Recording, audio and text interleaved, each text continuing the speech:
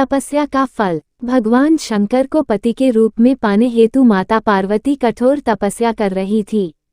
उनकी तपस्या पूर्णता की ओर थी। एक समय वह भगवान के चिंतन में ध्यान मग्न बैठी थी। उसी समय उन्हें एक बालक के डूबने की चीख सुनाई दी। माता तुरंत उठकर वहां पहुंची। उन्होंने देखा एक मगरमच्छ बालक को पानी के भीतर खींच रहा है।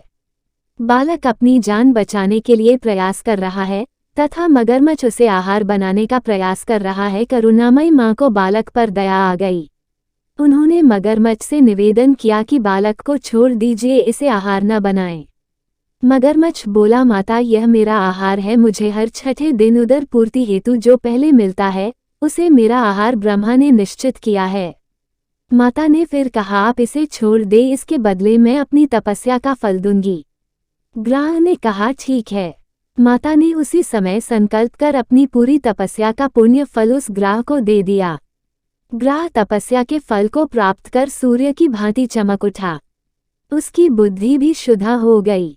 उसने कहा, माता आप अपना पुण्य वापस ले लें, मैं इस बालक को यूं ही छोड़ दूंगा। माता ने मना कर दिया तथा बालक को गोद में लेकर ममतामयी माता दुलारने लगी। बालक को सुरक्षित लौटाकर माता ने अपने स्थान पर वापस आकर तप शुरू कर दिया।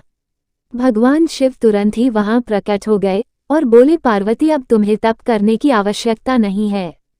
हर प्राणी में मेरा ही वास है। तुमने उस ग्राह को तप का फल दिया, वह मुझे ही प्राप्त हुआ, अतः तुम्हारा तप फल अनंत गुना हो गया। तुमने करुणावश द्रवित होकर किसी प्राणी की रक्षा की, अतः मैं तुम पर प्रसन्न हूँ तथा तुम्हें पत्नी रूप में स्वीकार करता हूँ। कथा का सारांश यही है कि जो परहित की कामना करता है उस पर परमात्मा की असीम कृपा होती है। जो व्यक्ति असहायों की सहायता, दयालु, प्रेमी, करुणाकारी होता है, ईश्वर उसको स्वीकार करते हैं। ये कथा शिवपुराण में उल्लेखित है।